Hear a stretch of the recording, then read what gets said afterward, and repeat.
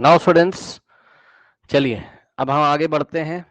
ठीक है ना, force and laws of motion में कल मैंने आपको बैलेंस फोर्सेस के बारे में पढ़ाया था डिटेल में। ठीक है ना, अब देखो जो बैलेंस फोर्सेस कल हम लोग ने पढ़ लिए थे, ठीक है ना। ओके नाउ अब देखिए अनबैलेंस फोर्सेस क्या होते होंगे। जब किसी बॉडी पे बहुत सारे फोर्स लग रहे होते होंगे और उनका नेट फोर्स, देखो बैलेंस फोर्सेस में नेट फोर्स कितना आ रहा था, 0। लेकिन अनबैलेंस फोर्सेस में नेट फोर्स कितना आएगा, नॉट इक्वल टू 0, यानी कि नेट फोर्स कुछ ना कुछ आएगा। मतलब समझिए, यहां पर देखिए बच्चों, ये एक टॉय कार है, बच्चे की कार है खेलने वाली। ठीक, आइए इसके बारे में जरा सोचते हैं। ठीक है ना, चलो देखिए स्टूडेंट्स, ये आपका ग्राउंड है इस तरीके से। ठीक, ओके, ये ग्राउंड है इस तरीके से, करेक्ट। नाउ अब यहां पर देखिए बच्चों, एक टॉय कार है ना, बच्चे का खिलौना है, कोई कार है इस तरीके से। ठीक, ये कार के व्हील्स हैं, ये कार है। ठीक, अब ध्यान दो बच्चों, ध्यान से सुनिए, कार का वेट कहां लगेगा, नीचे की तरफ। मानते हो कि नहीं इस बात को? ठीक, कार का वेट कहां लगेगा बच्चों? भाई कार के ऊपर कितने तरीके के फोर्सेस एक्ट कर रहे हैं, इस बारे में हम लोग सोच रहे हैं। ठीक है ना, तो कार का वेट कहां लगेगा, डाउनवर्ड, नीचे की डायरेक्शन में। सही है ना? ओके नाउ, तो ये कार का वेट इस तरीके से लग रहा है। ठीक है, बहुत अच्छी बात है। अब बच्चों कल की क्लास में आपको याद है, कांटेक्ट फोर्स में नॉर्मल आता है, तो ग्राउंड से इसको एक नॉर्मल मिलेगा, ऊपर की डायरेक्शन में एक नॉर्मल मिलेगा कार को। तो यहां देखिए बच्चों, एक नॉर्मल मिलेगा इस तरीके से। सही है। अब बताओ जरा, अभी देखो जरा, अभी ये वाला नॉर्मल और ये वाला जो वेट है, ये बैलेंस फोर्स के एग्जांपल है। मानते हो कि नहीं इस बात को? बताओ भाई, ये वाला जो नॉर्मल है और ये जो वेट है, ये बैलेंस फोर्स के भी एग्जांपल हैं। इस बात को आप मानते हैं कि नहीं बताइए, क्योंकि नेट फोर्स इनका कितना आ रहा है, 0। क्यों भाई, क्या कार हवा में उड़ के ऊपर चली जा रही है अपने आप? बताओ भाई, इसको ऊपर कौन ले जाना चाहता है, नॉर्मल वाला फोर्स जो कि एक कांटेक्ट फोर्स है, और इसको नीचे कौन लाना चाहता है, बॉडी का वेट। तो मुझे बताइए, क्या ये कार ऐसा ग्राउंड में नीचे चली जा रही है? बताओ, क्या ये कार ग्राउंड में ऐसा नीचे धंस जाती है? बताओ, नहीं। और क्या ये कार अपने आप ऐसे हवा में चली जा रही है, ऊपर की डायरेक्शन में, वर्टिकल डायरेक्शन में ऊपर चली जा रही? नहीं। इसका मतलब क्या है बच्चों, बताइए, कि ये वाला फोर्स इसको कैंसिल कर रहा है। मतलब जितना नॉर्मल है उतना ही वेट है, या दूसरे शब्दों में बोले तो वेट और नॉर्मल आपस में इक्वल है। मतलब वेट मान लो अगर है, जस्ट ऐसे एग्जांपल बता रहा हूं, वेट मान लो 1 न्यूटन का है, तो नॉर्मल भी कितना है, 1 न्यूटन का। कोई डाउट है बताइए? तो ये दोनों तो बैलेंस कर रहे हैं अपने आप एक दूसरे को, कोई दिक्कत नहीं है। ठीक, मतलब here here normal and, N का मतलब normal force, and weight balances या balance each other. So the net force in vertical direction, ये वाली डायरेक्शन, वर्टिकल डायरेक्शन में नेट फोर्स 0 है। So the net force in vertical direction है ना, net force in vertical direction. Okay, vertical direction में net force कितना है बच्चों, 0 है। तो ये कार ना तो ऊपर जाएगी ना नीचे जाएगी। अब देखो, अब हमने क्या किया, ध्यान से समझिएगा बच्चों, हमने इसको पुश लगाया, और जो टॉय कार होती है बच्चों की, आपने देखा है, जैसे ही आप पुश लगाओगे बच्चों, ये आगे की डायरेक्शन में चलने लगेगी। मानते हो कि नहीं इस बात को? तो ध्यान से जरा चेक करिए, यहां पर देखो, बात समझिएगा बच्चों, ध्यान से देखिए, आपने यहां इसको पुश दिया, ये ऐसे। ठीक, कितना पुश दिया आपने यहां इसको, मान लो, जैसे एग्जांपल दे रहा हूं ऐसे ही है ना, मान लो बच्चों 5 न्यूटन का आपने पुश दिया। अब आपको पता है, जैसे आप इसको पुश करोगे कांटेक्ट फोर्स आएगा, कार चलने लगती है। जब चलने लगती है तो कौन सा फ्रिक्शन काम करता है, बताओ, काइनेटिक फ्रिक्शन। भाई जब बॉडी मोशन में होगी, मान लो कार मोशन में आ गई है, मान लो, ठीक, तो कार अगर मोशन में, तो कौन सा फोर्स काम करेगा, काइनेटिक फ्रिक्शन। ठीक, तो यहां पर इस डायरेक्शन में लगेगा एक काइनेटिक फ्रिक्शन, ये ऐसे, जो कि अलोंग द सरफेस होगा, जो कि किसके कांटेक्ट के बीच में होगा, कार के टायर्स, मतलब कार के जो व्हील्स हैं और ग्राउंड के कांटेक्ट के बीच में होगा, है ना। तो अब आप समझ रहे हो फ्रिक्शनल फोर्स एक कांटेक्ट फोर्स है, लेकिन मैं इसको ऐसे ही दिखा देता हूं, ऐसे ही दिखा देता हूं, ठीक। फ्रिक्शनल फोर्स को एफ से दिखाया, मान लो बच्चों ये लगा ओनली 2 न्यूटन का, मान लीजिए। अब मुझे बताइए हॉरिजॉन्टल में, ये हॉरिजॉन्टल है, क्या हॉरिजॉन्टल में, क्या हॉरिजॉन्टल में नेट फोर्स आ रहा है कि नहीं आ रहा है, बताओ, बोलो जल्दी से। क्या हॉरिजॉन्टल में नेट फोर्स आ रहा है कि नहीं आ रहा है, बताइए। क्या हॉरिजॉन्टल में नेट फोर्स आ रहा है कि नहीं आ रहा है? बिल्कुल आ रहा है भाई। कितना आ रहा है नेट फोर्स इन हॉरिजॉन्टल? देखो भाई बड़ी सीधी साफ बात है बच्चों, ये 5 न्यूटन इधर लगाया तो 2 न्यूटन का फ्रिक्शनल फोर्स बन गया, तो नेट फोर्स कितना आएगा 5 माइनस 2। भाई कार इधर ही तो मूव करेगी ना, 5 माइनस 2, इसका 5, 5 का 2 न्यूटन, इसके 2 न्यूटन से कैंसिल हो जाएगा, तो 5 के पास एक्स्ट्रा 3 न्यूटन बचेगा, 5 के पास एक्स्ट्रा 3 न्यूटन बचेगा जो इस डायरेक्शन में लगेगा इस तरीके से, तो 5 माइनस 2 कितना बचेगा 3 न्यूटन, ठीक। Okay, so net force, net force, net force in horizontal direction, in net force in horizontal direction is equals to 5 minus 2, है ना। ठीक है, अब कोई प्लस माइनस का साइन अब मैं नहीं ले रहा हूं, अब तो आप समझदार हो भाई, बड़े वाले में से छोटे वाले को घटा दो और जिधर बड़ा वाला फोर्स है उसी डायरेक्शन में नेट फोर्स आएगा, तो नेट फोर्स इस डायरेक्शन में आएगा, तो कार इधर चलेगी कितने फोर्स से, 3 न्यूटन के फोर्स से। चेक कर लो भाई, ये नेट फोर्स आ गया बच्चों, ठीक। अब सुनिएगा मेरी बात, वर्टिकल वाले फोर्सेस ने एक दूसरे को बैलेंस कर लिया था, नॉर्मल ने वेट को बैलेंस कर लिया, यस सर।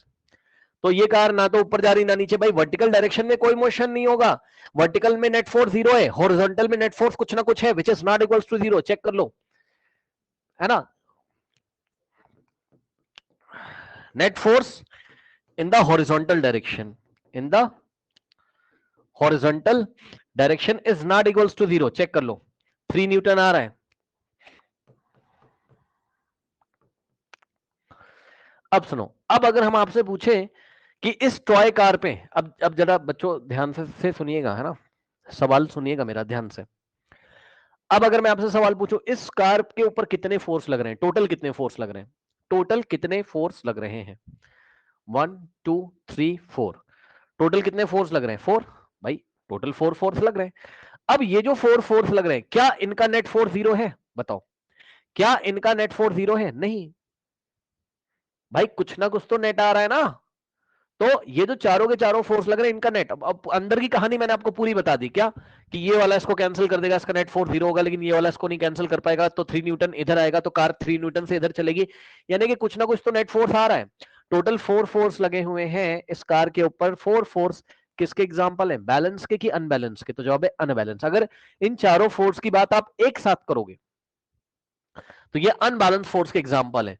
तो जब एक बॉडी पे बहुत सारे फोर्सेस लगे होते हैं और इन फोर्सेस का नेट फोर्स आप निकालते हो, net force is not equals to 0, यानी कि 0 नहीं आता है, तो ऐसे फोर्सेस को हम अनबैलेंस फोर्स बोलते हैं। So these 4 forces are the example of unbalance forces. अब फाइनली हम एक बात लिख सकते हैं क्या, since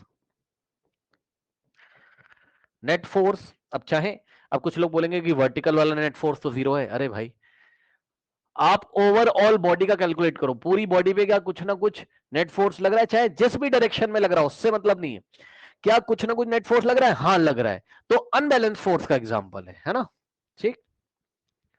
since F net is not equals to 0, मतलब नेट फोर्स 0 के इक्वल नहीं है, so since F net is not equals to 0, so so these are the examples of, these are the example of, या these 4 forces, है ना, these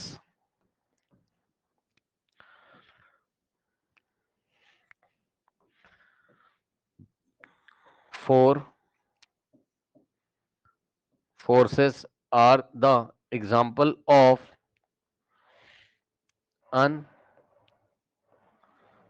unbalanced forces, unbalanced force। कोई doubt है बताइए, नहीं, ठीक है।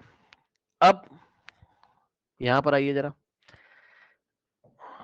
ये एग्जांपल आपकी बुक में दिया हुआ है।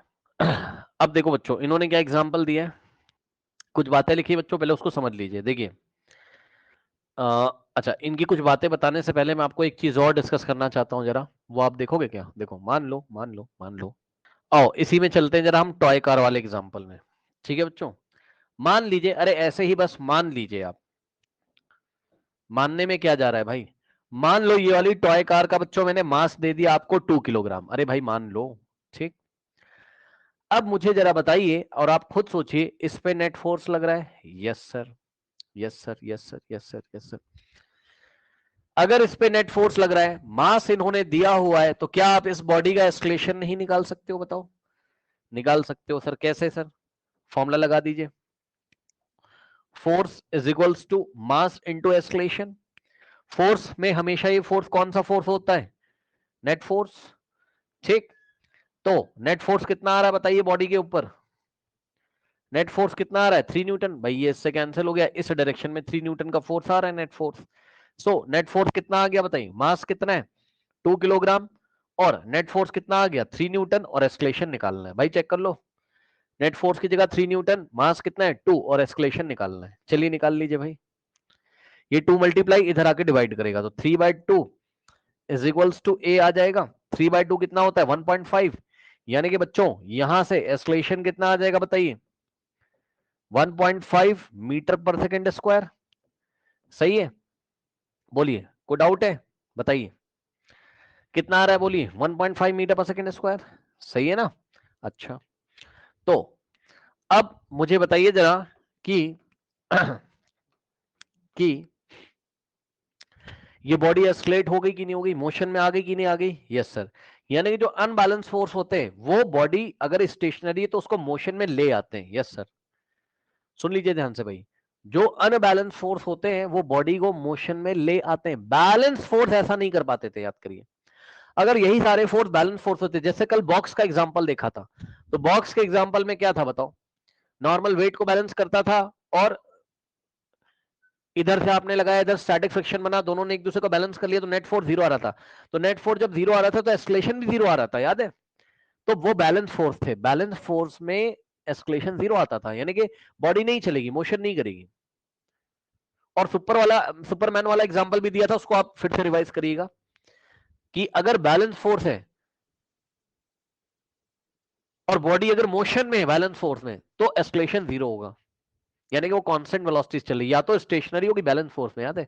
बैलेंस फोर्स में मतलब नेट फोर्स अगर 0 है बॉडी के ऊपर, तो या तो वो स्टेशनरी होगी या तो कांस्टेंट वेलोसिटी चली होगी। लेकिन अगर अनबैलेंस फोर्सेस का एग्जांपल है, तो अनबैलेंस फोर्स में कुछ ना कुछ तो नेट फोर्स आएगा, तो जो नेट फोर्स आएगा वो बॉडी में एस्केलेशन प्रोड्यूस कर देगा, यानी कि बॉडी की वेलोसिटी में चेंज होएगा ही होएगा। यानी कि अगर वो स्टेशनरी है, चेक कर लो भाई, अगर वो स्टेशनरी है आपके सामने, ये देख लो भाई, और आपने अनबैलेंस फोर्स लगा दिए, यहां पर अनबैलेंस है 3 न्यूटन का, तो नेट फोर्स कुछ ना कुछ तो है, तो नेट एस्केलेशन कुछ ना कुछ तो आएगा। और एस्केलेशन आने का मतलब है चेंज इन वेलोसिटी, मतलब पहले रुका हुआ था, इनिशियल वेलोसिटी 0 थी, अब चल जाएगा, क्या दिक्कत है? तो अब मुझे बताइए, क्या अनबैलेंस बॉडी, क्या सॉरी, क्या अनबैलेंस फोर्स, क्या अनबैलेंस फोर्सेस, क्या अनबैलेंस फोर्सेस बॉडी को मोशन करवा देते हैं, किसी बॉडी में मोशन प्रोड्यूस करा देते हैं? यस, देख लीजिए, देख लीजिए, ठीक। ओके, अब क्या अनबैलेंस फोर्सेस, यहां तो बच्चों क्या हो रहा था? अनबैलेंस फोर्स क्या कर रहा था? बॉडी की स्पीड इंक्रीज कर रहा था, क्योंकि ये पहले रेस्ट पे थी, u बराबर 0 था, इसका इसका इनिशियल वेलोसिटी u बराबर 0 था। थोड़ी देर के बाद इसमें स्पीड आ गई होगी, क्योंकि एक्सेलेरेशन है, कुछ ना कुछ v आ गया होगा इसके पास, है ना? तो अनबैलेंस फोर्सेस ने क्या किया? बॉडी में मोशन प्रोड्यूस कर दिया। यहां क्या है? Unbalance forces produces motion. Okay, यहां पर आपने क्या सीखा, मैं लिख दूं भाई कहीं पर, ये वाले एग्जांपल में क्या हो बच्चों? अनबैलेंस्ड फोर्सेस प्रोड्यूसेस या produce motion.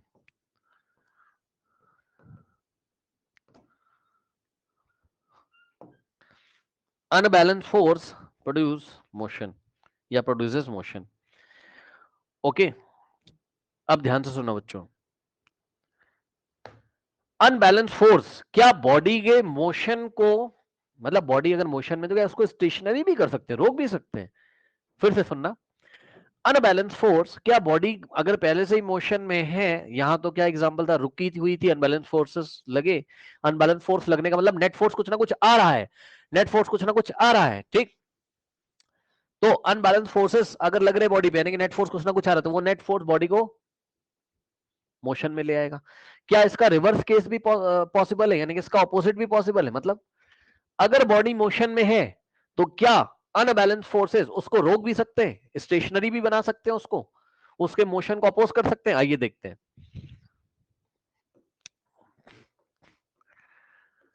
Unbalanced forces can stop stop and stop a moving object, can stop a moving object, okay।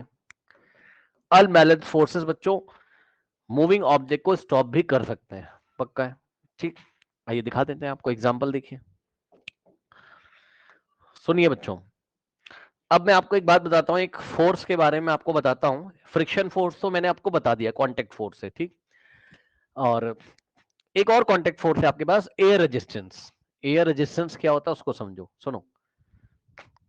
जब मैं ऐसे ऐसे चल रहा हूं अभी, या मैं अपनी बाइसाइकिल लेके चल रहा हूं, या मैं स्कूटर या मैं कार लेके जब चलता हूं, ठीक, तो क्या होगा, ध्यान से सुनो भाई। जब मैं अपनी साइकिल लेके ऐसे करके जा रहा हूं तो एयर के मॉलिक्यूल्स हैं कि नहीं, बताओ रास्ते में, ये एयर के मॉलिक्यूल्स हैं कि नहीं है? तो जब मैं चलूंगा ऐसे करके तो एयर के मॉलिक्यूल्स मेरे मोशन को अपोज करेंगे, पता है ये बात आपको कि नहीं? भाई एयर के मॉलिक्यूल मेरी बॉडी के साथ कांटेक्ट में आएंगे, वो आपको आंखों से नहीं दिखता है, वो अलग बात है। लेकिन जब मैं ऐसे करके चल रहा हूं, ध्यान से चेक करिएगा, देखिए ये मेरी साइकिल है, ये मेरी साइकिल है इस तरीके से, ठीक। और ये देखिए बच्चों, एयर के मॉलिक्यूल्स जो कि आपको आंखों से नहीं दिखाई पड़ रहे हैं, ठीक। और ये ग्राउंड है, ग्राउंड का मतलब रोड है ये। चलो भाई इस साइकिल को चलाते हैं, ठीक। जैसे ये साइकिल चलेगी, ध्यान से चेक करिएगा, 1 2 3 स्टार्ट। अब बताओ अगर ये साइकिल चल रही है तो ये जो मॉलिक्यूल्स है लगातार, आप जो साइकिल पे जो राइडर बैठा है और साइकिल उसकी बॉडी से भाई कांटेक्ट में आएंगे कि नहीं, तो उसको रेजिस्टेंस देंगे ना, मतलब रोकने की कोशिश करेंगे उसको, ऐसे समझो आप। आपको आंखों से मॉलिक्यूल नहीं दिख रहे, वो अलग बात है। कभी कभी आप फील भी करते होगे, मतलब आप कभी कभी फील भी करते होगे, मतलब आप साइकिल से जा रहे हो, जैसे तेज हवा चल गई ऑपोजिट डायरेक्शन में, तो आपको लगता है कि पैडल और तेजी से मारे, क्योंकि वो हवा आपको रोकने की कोशिश करती है, वो एयर के मॉलिक्यूल्स हैं जो आपको रेजिस्टेंस देते हैं। और दूसरा क्या आपके पास फ्रिक्शनल फोर्स भी है, जो क्या कर रहा है, साइकिल साइकिल के मोशन को अपोज कर रहा है। तो यानी कि बच्चों दो तरीके के फोर्स और आपको मिल गए यहां पर, ध्यान से चेक करो। यहां एयर मॉलिक्यूल्स की हेल्प से, जो कि आपको नहीं दिख रहा है, ठीक, यहां एयर मॉलिक्यूल की हेल्प से जो कि आपको नहीं दिख रहा है, यहां से आपको मिलेगा एयर रेजिस्टेंस,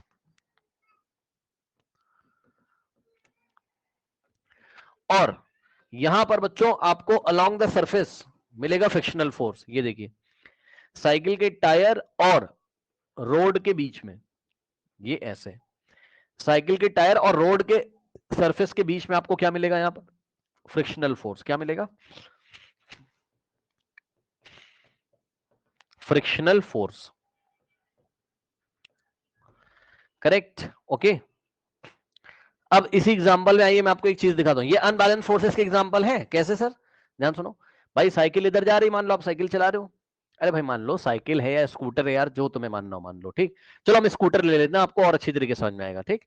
मान लो बच्चों मैंने स्कूटर लिया, अब स्कूटर का इंजन होता है वो फोर्स लगाता है, स्कूटर का जो इंजन फोर्स लगा के गाड़ी को आगे बढ़ाएगा ना, तो मान लो ये तुम्हारा स्कूटर है, ठीक।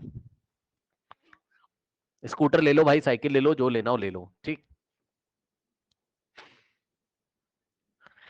ध्यान से सुनो बच्चों, मान लो क्या तुम्हारे स्कूटर के इंजन ने फोर्स लगाया है ना इस डायरेक्शन में, ध्यान सुनना बच्चों, this is the force exerted by the engine, F E. F E का मतलब एफ इंजन लिख देता हूं, चलो आप समझ जाओगे, ठीक। स्कूटर के इंजन ने फोर्स लगाया, जस्ट एग्जांपल बता रहा हूं भाई, 50 न्यूटन, ठीक। अब 50 न्यूटन से स्कूटर का इंजन स्कूटर को आगे ले जाना चाहता है, लेकिन लेकिन लेकिन लेकिन लेकिन कुछ ना कुछ तो एयर रेजिस्टेंस वाला फोर्स होगा। अब एयर रेजिस्टेंस वाला फोर्स कैसे कैलकुलेट करते हैं वो हम क्लास 11th में देखेंगे, आप उसकी टेंशन मत लो। लेकिन अभी मैं समझाने के लिए बता रहा हूं कि मान लो एयर रेजिस्टेंस 2 न्यूटन लग रहा है, अरे भाई मान लो, ठीक। तो एयर रेजिस्टेंस वाला फोर्स कितना लग रहा है, 2 न्यूटन ऐसे, और फ्रिक्शनल फोर्स ऐसे लग रहा है मान लो 1 न्यूटन। अरे मान लो भाई, मानने में क्या जा रहा है ना, मान लीजिए। अब मुझे बताइए इस साइकिल पे नेट फोर्स कितना लगेगा, F net on the cycle या स्कूटर, है ना। स्कूटर पे नेट फोर्स कितना लगेगा, ध्यान सुनो। 50 न्यूटन इधर है, ठीक। तो 50 में से आप भाई 50 वाला इधर इसको पॉजिटिव मान लो और इन दोनों को नेगेटिव मान लो। ये दोनों मोशन को अपोज करने, 2 न्यूटन और 1 न्यूटन, है ना। 2 न्यूटन का एयर रेजिस्टेंस आपको रोकने की कोशिश करता है और 1 न्यूटन का फ्रिक्शनल फोर्स आपके मोशन को अपोज करने की कोशिश कर रहा है। तो दोनों को माइनस में ले लो, यानी कि 50 माइनस 2 माइनस 1, आंसर कितना आएगा, 47 न्यूटन। देखा आपने, बताइए।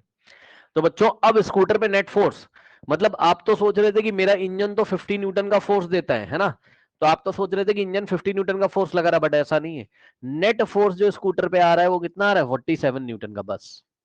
क्योंकि कोई ना कोई अपोज करने के लिए बैठा हुआ है। अब ध्यान सुनो, तो ये जो स्कूटर चल रहा है,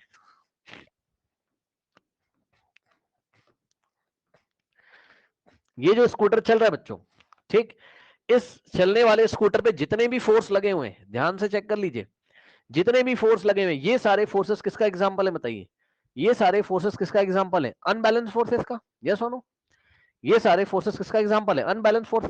क्यों सर, क्योंकि net force is not equals to zero. Net force is not equals to zero भाई, नेट फोर्स जीरो के इक्वल थोड़ी ना है। तो ये सारे किसके एग्जांपल है बच्चों, आपके बताइए। ये सारे किसके एग्जांपल है, आपके अनबैलेंस फोर्सेस के एग्जांपल है।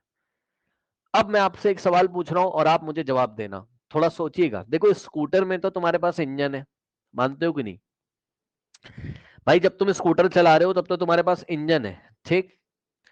और इंजन में आप समझ लो, इंजन तो पेट्रोल से चलता है, तो पेट्रोल से लगातार एनर्जी मिल रही है, कोई दिक्कत नहीं। तो इंजन लगातार 50 न्यूटन का फोर्स लगा के रख रहा है, कोई दिक्कत नहीं है, ठीक, बहुत अच्छी बात है। और आपके स्कूटर पे जो नेट फोर्स आ रहा है 47 न्यूटन, यानी कि आपका जो स्कूटर है वो 47 के नेट न्यूटन, आपका स्कूटर 47 न्यूटन के नेट फोर्स से ऐसे जा रहा है, ठीक है, बहुत अच्छी बात है, ठीक। लेकिन यहीं पर अगर मैं किसका एग्जांपल ले लूं, साइकिल का, जरा समझिएगा। अब साइकिल वाला बंदा अगर पैडल मारना छोड़ दे, सोचो जरा भाई, साइकिल में तो पेट्रोल होता नहीं कि तुमने साइकिल में पेट्रोल डाला और इंजन फोर्स लगा रहा है, बढ़िया आराम से बैठे हो, ऐसा तो है नहीं। साइकिल में तो तुमको वर्क करना पड़ेगा ना भाई, तुम पेडल तो पैडलिंग उसमें करोगे, तुम पैडलिंग करोगे तभी तो, मतलब तुम जब फोर्स लगाओगे तभी तो चलेगा आगे। अब मान लो तुमने क्या किया, साइकिल के केस में बता रहा हूं, मान लो ये तुम्हारी साइकिल है, ओके, ये तुम्हारी क्या है, साइकिल है।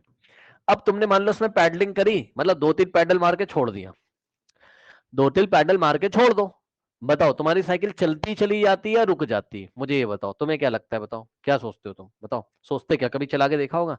साइकिल में पैडलिंग करो, 2-3 पैडल मार के छोड़ दो, बताओ चलती जाएगी या रुक जाएगी, बताइए, बोलिए, जल्दी बताइए मुझे। आपने पैडलिंग करी, 2-3 पैडल मार के इसको छोड़ दिया, रुक जाएगी या चलती रहेगी, बताइए, बोलिए। रुक जाएगी। रुक जाएगी ना। तो अब सोचो जरा भाई, देखो स्कूटर वाले केस और ये वाले में अंतर जरा समझ लेना बच्चों। स्कूटर वाले में इंजन फोर्स लगा रहा था ना भाई लगातार, एस्केलेटर तुमने देके रखा हुआ है, जो भी उसका इंजन का फंक्शन है वो अपना काम कर रहा है। साइकिल में ऐसा नहीं है, तुमने अगर पैडलिंग बंद कर दी तुम रुक जाते हो, यानी कि तुम्हें कोई रोक रहा होगा। अब तुम बताओ तुम्हें कौन कौन से फोर्स रोक रहे होते, बोलो बच्चों। If we stops the paddling, if we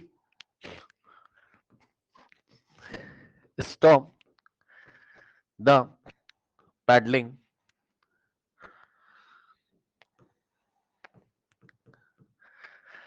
okay, कौन कौन से फोर्स तुम्हें रोकेंगे, कौन कौन से फोर्स तुम्हें अपोज करेंगे तुम्हारे मोशन को, बोलो जल्दी जल्दी जल्दी बोलो।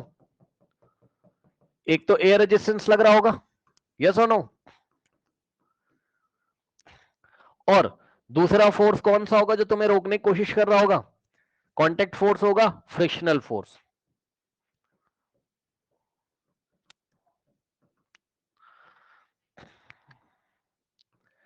ठीक है, तो जरा समझना बच्चों, तुमने इधर पैडलिंग करके छोड़ दिया। हाँ, ध्यान सुनो, एक बात बताऊं, अब इधर तुम कोई फोर्स ही नहीं लगा रहे हो, इधर का फोर्स एब्सेंट है, तो नेट फोर्स किधर आएगा सोचो? नेट फोर्स ऐसे आ जाएगा कि नहीं आ जाएगा, खुद सोचो।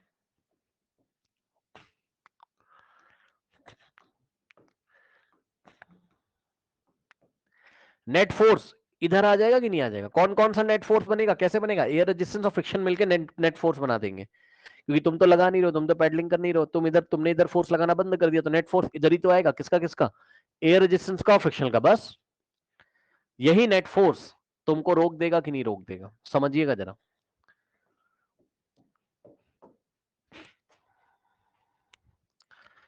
If you stop the paddling, F net, net force, कौन कौन से नेट फोर्स देंगे आपको?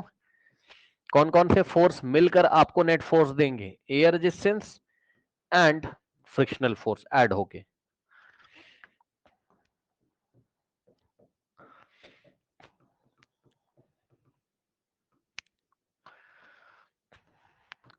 अब बच्चों एग्जाम्पल के तौर पे जस्ट मान रहा हूं, पीछे वाले केस में आ जाओ पहले, नहीं छोड़ो अभी यहीं पर आ जाओ। देखो, एयर रेजिस्टेंस मान लो 2 न्यूटन का है और फ्रिक्शनल फोर्स मान लो 1 न्यूटन का है, तो नेट फोर्स कितना आएगा जो तुम्हें अपोज कर रहा है? क्योंकि तुमने तो पैडलिंग करना छोड़ दिया, तो एयर रेजिस्टेंस कितना है? 2 न्यूटन का, और फ्रिक्शनल फोर्स कितना है? 1 न्यूटन का, तो कितना फोर्स हो गया बताओ टोटल? 3 न्यूटन का फोर्स तुम्हें अपोज कर रहा है। ठीक, अब खास बात ध्यान से सुनना, मान लो मास ऑफ द बाइसाइकिल कितना है? 60 किलोग्राम। अरे भाई मान लो, ठीक, मतलब जो बंदा इस पे बैठा है और साइकिल का मास लेके 60 किलोग्राम है, तो लगा दो फॉर्मूला, कौन सा वाला sir? F net is equals to mass into acceleration, सही है? तो एफ नेट कितना है बताओ? 3 newton, okay, is equals to, और यहां -3 रखेंगे, क्यों सर? क्योंकि ये तुम्हें मोशन को, तुम्हारे मोशन को अपोज कर रहा है ये फोर्स, ओके। अभी पता चल जाएगा -3 क्यों रखा है, अभी और क्लियर होगा, रुक जाओ। मास कितना है? 60 इंटू ए, अब क्या तुम ए की वैल्यू नहीं निकाल पाओगे? ए इज इक्वल्स टू कितना आ जाएगा बताओ? ए इज इक्वल्स टू कितना आ जाएगा बताओ? -3/60, है ना? तो यहां से हो जाएगा कितना? -1/20, क्या? मीटर पर सेकेंड स्क्वायर, सही है? चेक कर लो, यानी कि 1/20 मीटर पर सेकेंड के रेट से तुम क्या हो रहे हो? डिसलरेट हो रहे हो। मानते हो कि नहीं? अब बताओ, अब समझो, तुम्हारी वेलोसिटी डिक्रीज होगी धीरे धीरे, स्पीड तुम्हारी डिक्रीज होगी धीरे धीरे, देख लो डिसलरेशन काम कर रहा है। आया कि नहीं आया बताइए? तो मुझे बताइए, ये नेट फोर्स के एग्जांपल थे कि नहीं? यस सर, क्योंकि इस बाइसाइकिल पे नेट फोर्स कितना आ रहा है? नॉट इक्वल टू 0, कितना आ रहा है? 3 newton, which is not equal to 0, 3 बोलो, और डायरेक्शन के लिए -3 आप बोल सकते हो, ठीक। तो इस डायरेक्शन में -3 न्यूटन का फोर्स आपको रोकने की कोशिश कर रहा है, तो ये भी किसके एग्जांपल है? अनबैलेंस फोर्सेस के एग्जांपल है। जो एयर रेजिस्टेंस फ्रिक्शन फोर्स मैंने दिया, ये भी अनबैलेंस फोर्सेस के एग्जांपल है बच्चों, क्योंकि net force is not equals to 0, तो net force is not equals to 0, यानी कि unbalance forces can stop a moving object. Unbalance forces can stop a moving object, ठीक। अनबैलेंस फोर्स मूविंग ऑब्जेक्ट को stop कर सकते हैं, कर सकते हैं, ठीक। चेक कर लो भाई, तो दो बातें सीखी। अनबैलेंस फोर्सेस एस्केलेट भी कर सकते हैं उसको, यहां देखो आंसर पॉजिटिव में आ रहा था, 1.5 मीटर पर सेकेंड स्क्वायर, है ना? मीटर पर सेकेंड, 1.5 मीटर पर सेकेंड स्क्वायर, यानी कि टॉय कार 1.5 मीटर पर सेकंड के रेट से इसकी वेलोसिटी इंक्रीज होगी। लेकिन साइकिल वाले केस में जब तुमने पैडलिंग बंद कर दी, वहां पर जो अनबैलेंस फोर्सेस हैं वो आपकी वेलोसिटी डिक्रीज करेंगे, यानी कि मोशन का अपोज होगा एक तरीके से, और आप इस धीरे धीरे रुक जाओगे, बस यही है। यानी कि अनबैलेंस फोर्स आपकी वेलोसिटी बढ़ा भी सकते हैं और घटा भी सकते हैं, यानी कि अगर कोई रुकी हुई बॉडी है तो उसको चला सकते हैं और चलती हुई बॉडी को रोक सकते हैं। अब आ जाइए अपनी बुक में, अब आ जाइए अपनी बुक में। अब देखो यहाँ पहले, चलो ये बात अभी हम डिस्कस कर लेंगे, छोड़ो पहले आप ये देखो जरा। अच्छा ये भी छोड़ो, ये भी डिस्कस कर लेंगे, पहले इधर देखो जरा। ये देखिए, when an unbalance force acts on a body it produces motion in the body. बताइए कोई समस्या? When an unbalance forces acts on a body it produces motion in the body. बताइए कोई समस्या? ठीक। उसके बाद नीचे क्या लिखा है? An unbalance force can also stop a moving body. An unbalance force can also stop a moving body. अभी मैंने unbalance force can also stop a moving body में किसका एग्जांपल दिया था? साइकिल का ना। ठीक। अब सुनिएगा बच्चों, इस बात पे अभी हम आते हैं, पहले आप यहां पर देखो बच्चों। कह रहा है, if we release the suitcase from our hand, then the unbalanced force of gravity acts on it and the suitcase falls on the ground. Okay, okay, okay. Now, देखिए जरा ध्यान से, एक बात बताओ, एक बात बताइए जरा मुझे। ये बच्चों मेरे पास एक सूटकेस है, ओके बच्चों, ये मेरे पास एक सूटकेस है थोड़ा। अच्छा देखो बच्चों, जब हम लोग मतलब जैसे सूटकेस गिरा दिया या बॉल गिरा दिया, तो क्या इस पे एयर रेजिस्टेंस लग रहा होगा? हाँ, फिर से सुन लो। भाई सूटकेस ऐसा छोड़ा मैंने, नीचे आ गया, ग्रेविटी की वजह से ग्रेविटेशनल फोर्स को खींचेगा। ठीक, तो जब आप सूटकेस छोड़ रहे हो, बॉल छोड़ रहे हो, तो क्या एयर रेजिस्टेंस पे लगता है? हाँ, लेकिन उस टाइम आप एयर रेजिस्टेंस को निगलेक्ट कर दोगे। वो एयर रेजिस्टेंस की वैल्यू बहुत छोटी होती है बच्चों, उसको आप नेग्लेक्ट कर देंगे। ठीक, तो एयर रेजिस्टेंस के बारे में आप मत सोचिएगा जब आपने किसी ऑब्जेक्ट को फ्री फॉल किया है, यानी कि ऐसे करके छोड़ दिया है, ऊपर से नीचे आ रहा है, तब आप एयर रेजिस्टेंस के बारे में मत सोचिएगा। ठीक, जनरली हम लोग क्या करते हैं? नेग्लेक्ट करके रखते हैं। अब बच्चों एक बात बताओ जरा मुझे, ठीक है, एक बात मुझे जरा बताइए। यहां पे देखिए, ये बच्चों मेरा सूटकेस है। अब मुझे जरा ये बताओ, इस सूटकेस पे क्या कोई फोर्स लग रहा है? जल्दी से बताओ। क्या कोई फोर्स नीचे की डायरेक्शन में लग रहा है? जल्दी से बताओ, बोलो बोलो बोलो, अरे बोलो भाई बोलो। क्या कोई फोर्स नीचे लग रहा है? और लग रहा है तो कौन सा फोर्स लग रहा है? बोलो बोलो बोलो बोलो, हाँ बोलो। फोर्स ऑफ ग्रेविटी लग रहा है, यानी कि इसका वेट नीचे लग रहा है कि नहीं लग रहा है? बताइए, उसी वेट को ही फोर्स ऑफ ग्रेविटी बोलते हैं, टेंशन मत लो। ओके, इसका वेट नीचे लग रहा है कि नहीं लग रहा है? बताओ। पर मैंने इसको ऐसा रोक के रखा हुआ है अभी, तो अगर मैं इसको छोड़ दूं, मतलब इसके वेट को मैं बैलेंस कर रहा हूं अभी। भाई ध्यान से सुनो, अभी मैंने अगर इसको पकड़ के रखा है, तब तो मैं इसके वेट को बैलेंस कर रहा हूं ना सर। भाई जितना वेट लग रहा होगा, मान लो इसका वेट 50 न्यूटन है, तो मैंने भी 50 न्यूटन लगा के रखा, रुका हुआ है। अभी ये सुन लो भाई, मैंने जो फोर्स लगाया वेट, ये किसके एग्जांपल है? बैलेंस फोर्स के। ये सुनो जल्दी बताओ, मैंने जो फोर्स लगाया है और फोर्स ऑफ ग्रेविटी जो नीचे लग रहा है वेट, अभी ये बैलेंस फोर्स के एग्जांपल है, क्योंकि नेट फोर्स जीरो आ रहा है, बॉडी नहीं चल रही भैया, चेक कर लो, नेट फोर्स जीरो। अभी ये बैलेंस फोर्स के एग्जांपल है, कौन कौन सा? जो मैंने लगाया है और जिसका वेट नीचे, दोनों आपस में इक्वल है ना। भाई इसका वेट नीचे जितना लग रहा था, मान लो 10 न्यूटन का वेट था, तो मैंने भी 10 न्यूटन लगा के रोक दिया इसको ऊपर। अब सुनो, एक काम करने जा रहा हूं तुम्हारे सामने, एक काम करने जा रहा हूं भाई, मेरी बात पहले पूरी ध्यान से सुन लेना। इसका फ्री बॉडी डायग्राम बना लो। फ्री बॉडी डायग्राम क्या होता है ये भी सुन लो, आज तक मैंने आपको बताया नहीं, बट आप सुन लो ऐसे ही बस। फ्री बॉडी डायग्राम, ठीक, फ्री बॉडी डायग्राम, ठीक।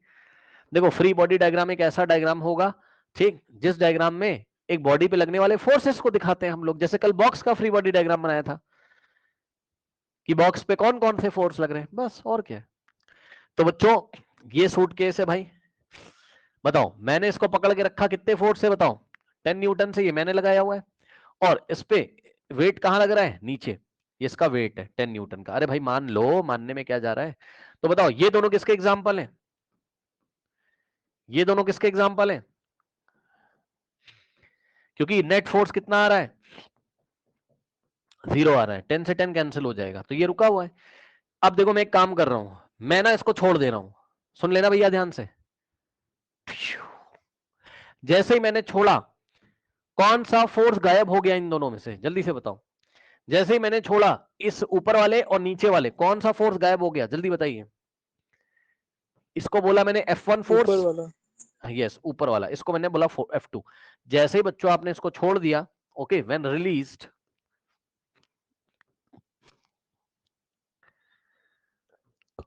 व्हेन रिलीज्ड, तब इसका फ्री बॉडी डायग्राम कैसे बनेगा? फ्री बॉडी डायग्राम से मत परेशान हो। फ्री बॉडी डायग्राम एक ऐसा डायग्राम है जिस डायग्राम में बस इतना दिखाई पड़ता है कि उसके ऊपर कितने फोर्सेस लगे हुए हैं, बस। क्या समस्या है बताइए? लो, अब जैसे ही तुमने छोड़ा बच्चों, जैसे ही तुमने इसको रिलीज किया, ये तो यहां नहीं लगेगा, ये तो हट जाएगा यहां से। अरे छोड़ दिया ना, तो बस अब इसका वेट लगेगा, यानी कि F2 अभी भी लगेगा इस पे, या वेट जो बोलना बोल दो। हाँ, 10 न्यूटन, ये इसके फ्री बॉडी डायग्राम में देखा तुमने। अब भाई इसका फ्री बॉडी डायग्राम देख के मुझे बताओ कि इस पे नेट फोर्स कितना लग रहा है। जल्दी जल्दी जल्दी जल्दी बताइए देख के, इस बॉडी पे नेट फोर्स कितना लग रहा है, देख के बताइए कितना लग रहा है और कहां लग रहा है, कौन सी डायरेक्शन में, बोलो 10 न्यूटन। बोलो।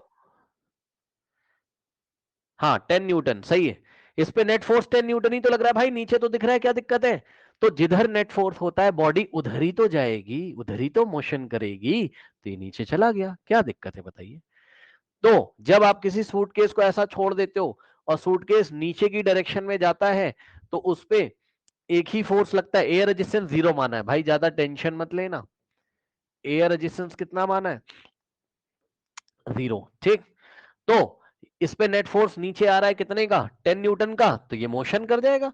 तो ये जो एग्जांपल है व्हेन रिलीज वाला है ना, व्हेन सूटकेस रिलीज वाला, या व्हेन एनी ऑब्जेक्ट रिलीज, सो ये यहां पर क्या है? Force of gravity. ये जो फोर्स ऑफ ग्रेविटी जिसको आप वेट बोल रहे हो, इसी को फोर्स ऑफ ग्रेविटी भी बोलते हैं, ठीक।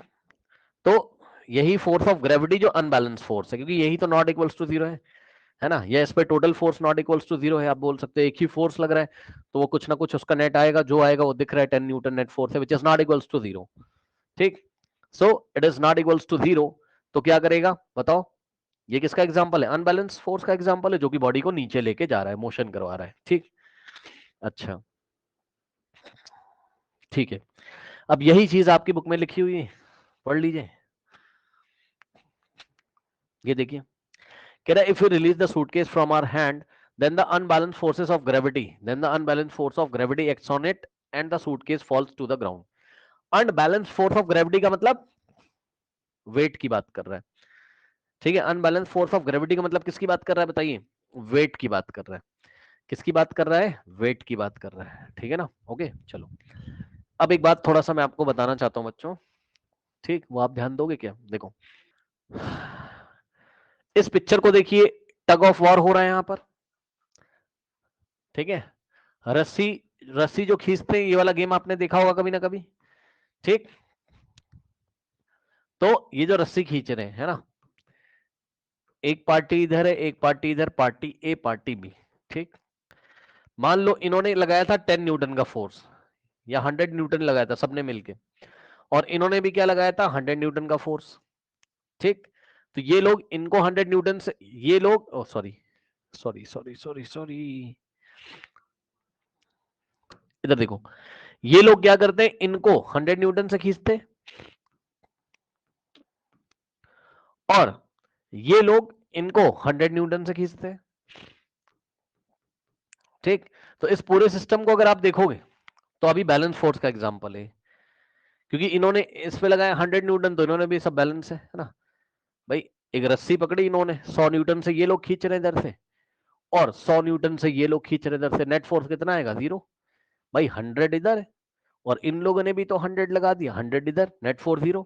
लेकिन अगर इन लोगों ने सडनली रस्सी छोड़ दी, ये देखिए, इन लोगों ने सडनली रस्सी को ढीला कर दिया, छोड़ दिया, सब के सब गिर गए। क्यों? क्यों? जैसे ये लोग रस्सी को छोड़ देंगे, इधर वाला फोर्स खत्म हो जाएगा। ओ सॉरी, क्या कर रहा हूं मैं, सॉरी सॉरी सॉरी सॉरी। ये लोग जैसे रस्सी को छोड़ेंगे, तो ये लोग जो फोर्स लगा रहे थे इनके ऊपर, ये खत्म हो जाएगा। अब नेट फोर्स किधर आएगा? ये लोग अचानक से रस्सी खींच रहे हैं, तो जो इधर वाले बंदे जो 100 न्यूटन पे लगा, इसने रस्सी छोड़ दिया, तो पूरा फोर्स ऐसा रस्सी पे 100 न्यूटन इधर आ जाएगा, और अचानक से सब लोग गिर जाएंगे, क्योंकि नेट फोर्स इधर आ जाएगा, अचानक से सब लोग गिर जाएंगे। तो यह अनबैलेंस फोर्स है, जिसकी वजह से लोग गिर जाते हैं, ठीक। इसके बाद एक चीज और सीखनी है आपको, जो बॉक्स वाला कल बच्चों एग्जाम्पल था, है ना, वेरी इंपॉर्टेंट, ध्यान से सुनिए।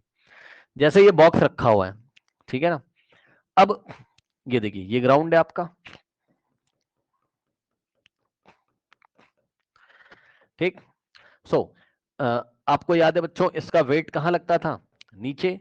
नॉर्मल कहां लगता था इसका, ऊपर। नॉर्मल ने वेट को बैलेंस कर लिया था, तो ये बॉक्स ना ऊपर जा रहा था ना नीचे जा रहा था, ठीक। इसके बाद अब देखो, अब एक बात बता रहा हूं वेरी इंपॉर्टेंट, जब तक बॉक्स रखा रहता है, आप इसको पुश कर रहे हो तो सामने से एक फ्रिक्शन लगेगा, और उस फ्रिक्शन को आप स्टैटिक फ्रिक्शन बोलोगे, याद है, बताइए भाई। जब तक बॉक्स रखा रहता है तब तक जो फ्रिक्शनल फोर्स लगता है, उस फ्रिक्शनल फोर्स को हम लोग क्या बोलते हैं, बताइए, स्टैटिक फ्रिक्शन। यस और नो, बताइए, ठीक। ओके नाउ, तो ध्यान से चेक करिएगा। देखिए, इधर से आपने, सुन लेना भाई मेरी बात, इधर से आपने इसको पुल मतलब पुश किया, आपने लगाया 1 न्यूटन, ठीक। इधर स्टैटिक फ्रिक्शन को मैं एफएस से दिखा रहा हूं, एफएस का मतलब स्टैटिक फ्रिक्शन, ठीक। एफएस क्या होता है बोलो, स्टैटिक फ्रिक्शन। कॉपी में नोट लगाइए, static friction is self adjusting, is self adjusting, it can go, it can, it can go up to a maximum limit, okay, it can, static friction is self adjusting, adjusting, it can go up to a maximum limit, up to a maximum limit, up to a maximum limit, okay. ध्यान से सुनिएगा, ये क्या बता रहा हूं, देखो जब भी दो सरफेस होंगे, ठीक, जब भी दो सरफेस होंगे, ठीक, और ऐसा कोई बॉक्स रखा है सरफेस के ऊपर, आपने इसको पुश किया, आपने लगाया 1 न्यूटन, स्टैटिक फ्रिक्शन भी अपने आप को कितना बना लेगा, 1 न्यूटन। आपने लगाया 2 न्यूटन, स्टैटिक फ्रिक्शन भी अपने आप को बढ़ाकर 2 न्यूटन कर लेगा। आपने लगाया 3 न्यूटन, स्टैटिक फ्रिक्शन भी अपने आप को बढ़ाकर 3 न्यूटन कर लेगा। लेकिन दो सरफेस के बीच में स्टैटिक फ्रिक्शन की एक मैक्सिमम वैल्यू होती है, जहां तक वो अपने आप को बना सकता है। मान लो इन दोनों सरफेस के बीच में स्टैटिक फ्रिक्शन की मैक्सिमम वैल्यू कितनी है, 3 न्यूटन। तो आप लगाओगे जैसे 1 न्यूटन, स्टैटिक फ्रिक्शन अपने आप को 1 न्यूटन बना लेगा और आपको अपोज करेगा, चलने नहीं देगा।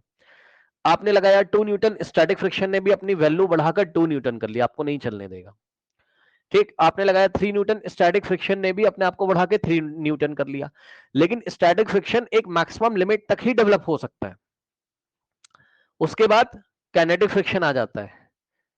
तो स्टैटिक फ्रिक्शन की जब स्टैटिक फ्रिक्शन की मैक्सिमम वैल्यू तक आप फोर्स लगा दोगे, तुरंत बॉडी चलना स्टार्ट करने वाली होगी। मतलब जैसे ही स्टैटिक फ्रिक्शन, मैं लिख के बता देता हूं तब समझोगे आप। मान लो इन दोनों सरफेस के बीच में स्टैटिक फ्रिक्शन का जो मैक्सिमम वैल्यू है वो कितना है, 4 न्यूटन मान लो, 4 नहीं 3 ले लो, कोई दिक्कत नहीं, ठीक। मान लो कितना है, 3 न्यूटन, ठीक है ना। तो ये बॉडी 3 न्यूटन तक तो नहीं चलेगी। आप लगाओगे 1 न्यूटन, भाई स्टैटिक फ्रिक्शन अपने आप को मैक्सिमम कितना बना सकता है, यहां पर बताओ, लिखा ना मैंने, ये सेल्फ एडजस्टिंग होता है। मतलब ये अपनी वैल्यू बढ़ाता जाता है, बढ़ाता जाता है, बढ़ाता जाता है, लेकिन ऐसा नहीं कि हमेशा बढ़ाता रहेगा, एक मैक्सिमम लिमिट पर आकर स्टॉप कर देता है। तो दो सरफेस के बीच में जो स्टैटिक फ्रिक्शन होता है, वो उसकी एक लिमिट होती है, जिसको हम लिमिटिंग स्टैटिक फ्रिक्शन भी बोलते हैं, या स्टैटिक फ्रिक्शन की मैक्सिमम वैल्यू बोलते हैं। मतलब इन दोनों सरफेस के बीच में, बॉक्स के और ग्राउंड के सरफेस के बीच में जो स्टैटिक फ्रिक्शन की मैक्सिमम वैल्यू अगर 3 न्यूटन है, ठीक, तो आप इधर से लगाओगे 1 न्यूटन, स्टैटिक फ्रिक्शन अपने आप को 1 न्यूटन बना लेगा। आप लगाओगे 2 न्यूटन, स्टैटिक फ्रिक्शन अपने आप को 2 न्यूटन बना लेगा।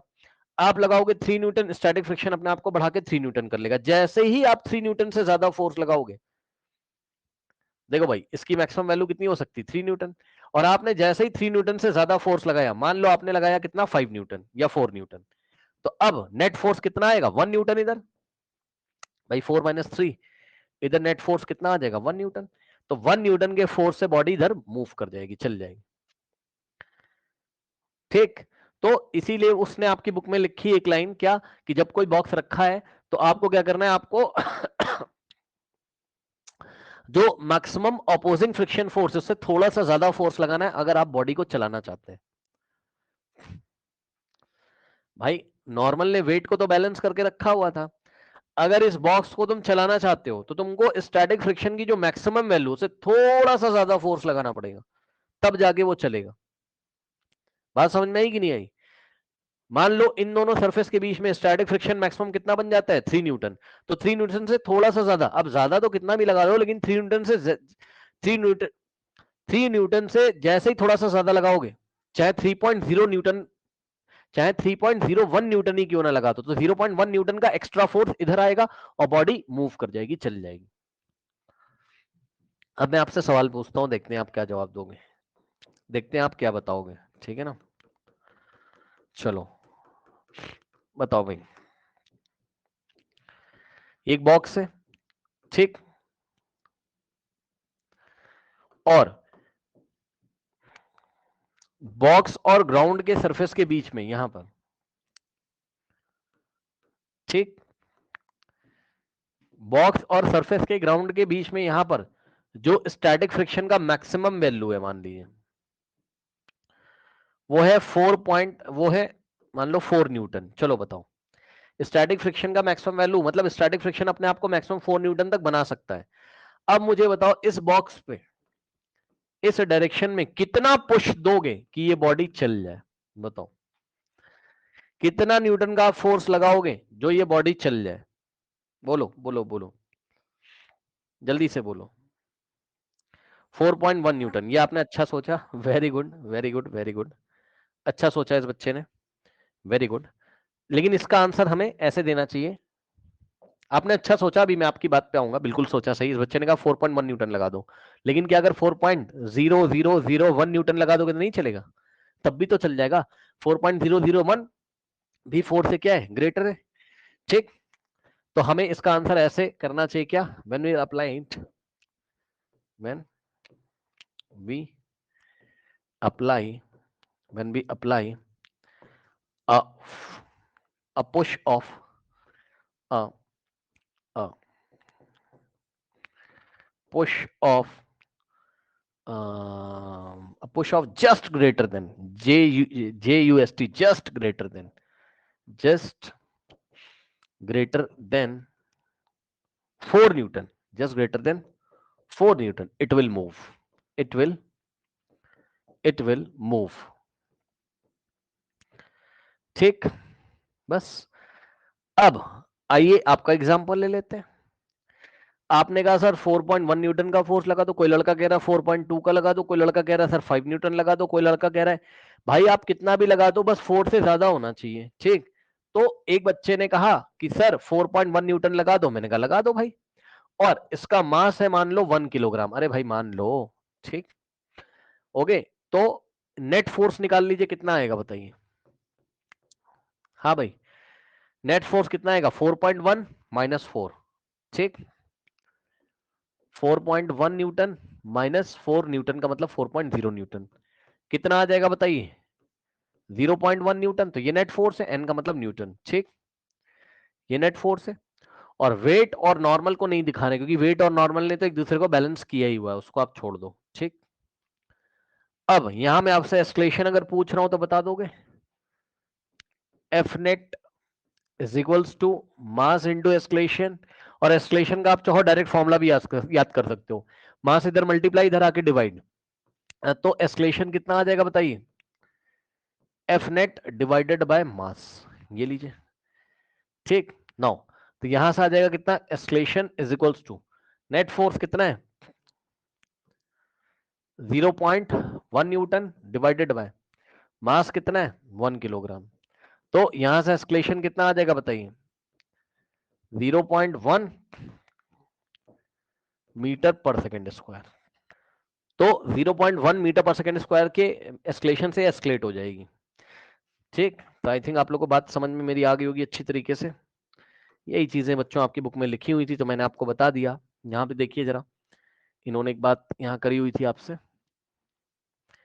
कह रहे हैं to move a stationary object, अगर कोई ऑब्जेक्ट रुका हुआ है we have to push it with a force greater than the opposing force of friction, opposing force of friction से तो अपोजिंग फोर्स ऑफ फ्रिक्शन कौन सा वाला, स्टैटिक वाला। तो स्टैटिक वाले से थोड़ा सा ज्यादा फोर्स लगाओगे तो वो चल जाएगा, और जैसे ही वो मोशन कर जाएगा तुरंत स्टैटिक फ्रिक्शन की जगह कौन लगने लगेगा, कनेटिक फ्रिक्शन। ठीक है, तो कनेटिक फ्रिक्शन वो फिक्स रहता है, उसके बारे में हम क्लास 11 में पढ़ेंगे। ठीक है, तो आप अगर जैसे आपका स्कूटर है, वो आप लगातार अगर स्कूटर फोर्स लगा रहा तो बॉडी चलती जाएगी, और अगर आपने फोर्स लगाना छोड़ दिया, जैसे साइकिल के केस में पैडलिंग करना छोड़ दिया, तो वो फ्रिक्शन फोर्स और एयर रेजिस्टेंस मिलकर आपको रोक देगा। अब आपको एक काम करके आना है, आपको ये अनबैलेंस वाला पूरा पढ़ के आना है। अब मैं एक बात जरा डिस्कस कर रहा हूं बच्चों, आइए उसी साइकिल वाले केस में चलते हैं, उसी साइकिल वाले केस में चलते हैं, और मुझे आप थोड़ा सा बताओगे क्या, कहाँ गई भाई साइकिल हम लोग की, ये है साइकिल हम लोग की। अब मुझे ये बताओ जरा, एक सवाल आपसे पूछता हूं, ध्यान से सुनो।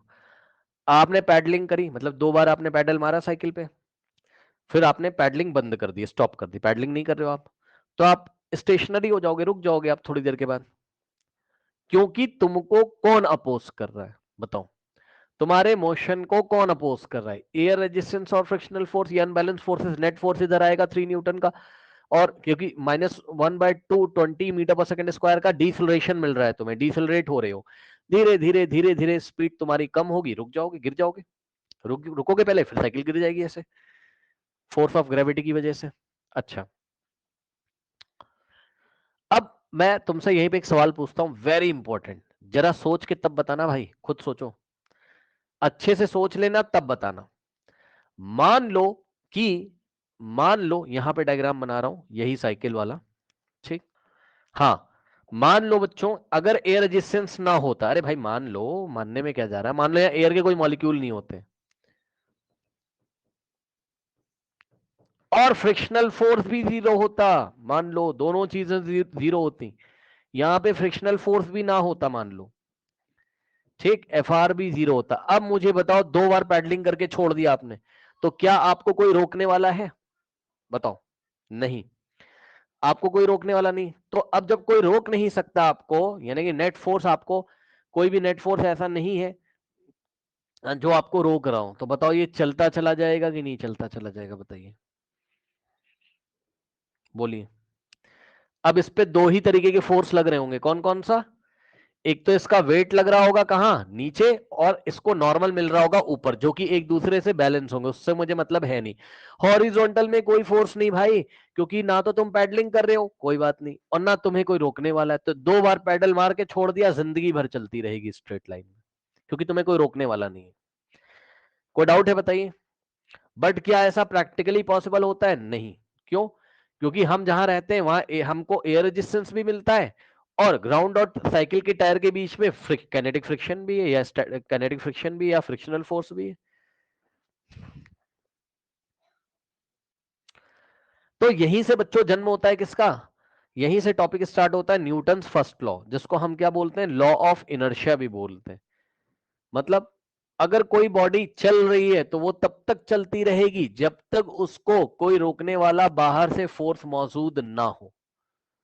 न्यूटन फर्स्ट लॉ आसान भाषा में मैं आपको बता रहा हूं, क्या, कि अगर कोई बॉडी चल रही है तो वो चलती रहेगी। न्यूटन फर्स्ट लॉ बहुत आसान भाषा में सुनिए, न्यूटन फर्स्ट लॉ क्या कहता है, कि अगर कोई बॉडी चल रही है तो वो तब तक चलती रहेगी, ध्यान से सुन लो, जब तक उस पर कोई बाहर से फोर्स लगा के उसको ना रोका जाए। ये पहली बात, अगर कोई बॉडी चल रही है, यानी कोई, बहुत आसान भाषा में बता रहा हूं, फिर टेक्निकली हम लोग बाद में बात करेंगे, लेकिन आप आसान भाषा में समझो पहले। अगर कोई बॉडी चल रही तो वो तब तक चलती जाएगी जब तक उस पर कोई फोर्स लगा के उसको ना रोका जाए, मतलब कोई एक्सटर्नल एजेंट आकर उस पर फोर्स ना लगा दे, तब तक वो चलती ही रहेगी। जैसे कि यहां पर देख लो, अगर एयर रेजिस्टेंस और फ्रिक्शनल फोर्स जो कि एक्सटर्नल फोर्सेस हैं, अगर ये ना हो तो ये चलती ही जाएगी, कोई रोकने वाला नहीं। ये हो गई पहली बात। दूसरी बात, न्यूटन फर्स्ट लॉ में उसने बोला कि अगर कोई बॉडी रुकी हुई है तो वो रुकी रहेगी। अगर कोई बॉडी रुकी हुई है यानी कि स्टेशनरी है तो वो हमेशा स्टेशनरी रहेगी, कब तक, जब तक उसको फोर्स लगा के चलाया ना जाए। ये देखिए बच्चों, ये एक ऑब्जेक्ट मेरे हाथ में रखा हुआ है, बताइए कब तक रखा रहेगा, ये स्टेशनरी है कि नहीं, ये बोलो, ये स्टेशनरी है कि नहीं, ये बोलो, है, कब तक स्टेशनरी रहेगा बताओ। बोलिए,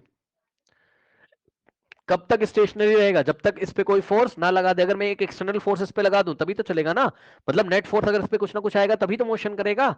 ये सुनो, तो बस न्यूटन फर्स्ट लॉ यही है बच्चों, क्या कि अगर कोई बॉडी मोशन में है तो वो तब तक मोशन में रहेगी जब तक उस पर कोई एक्सटर्नल फोर्स लगाकर उसको रोका ना जाए, और जब तक कोई बॉडी रुकी हुई है तो वो तब तक रुकी रहेगी जब तक रुकी रहेगी जब तक उस पर कोई एक्सटर्नल फोर्स लगा के उसको चला ना दिया जाए। सीधी बहुत साफ बात है बच्चों यहाँ पर। Okay, correct. अब न्यूटन फर्स्ट लॉ को ही हम लोग कल से डिटेल में डिस्कस करेंगे। ये मैंने अभी आपको बहुत ही टेक्निकल तरीके से नहीं बताया, बस मैंने आपको समझा दिया है ताकि आपको समझ में जाए। जैसे बच्चों चलती हुई ट्रेन आ रही है सामने से, ठीक, तो जब तक ब्रेक नहीं लगाओगे ना तब तक तो नहीं रुकेगी वो, यानी कि ब्रेक वाला फोर्स उसको रोक रहा है जो ब्रेक लगा रहे हो आप। कोई टेबल रखा हुआ है वो रखा रहेगा, जब तक आप उस पर नेट फोर्स नहीं लगा दोगे, नेट फोर्स लगाओगे तभी एक्सटर्नल एजेंट फोर्स लगाएगा, तभी तो वो डिस्प्लेस होगा, तभी तो वो मोशन करेगा। ठीक है, तो ये चीज है। ओके, चलिए अब इसको हम कल से कंटिन्यू करेंगे, कल से और हम इसको डिस्कस करेंगे। न्यूटन फर्स्ट लॉ कल से स्टार्ट करेंगे। इतना आप पढ़ के आइएगा, जाइए।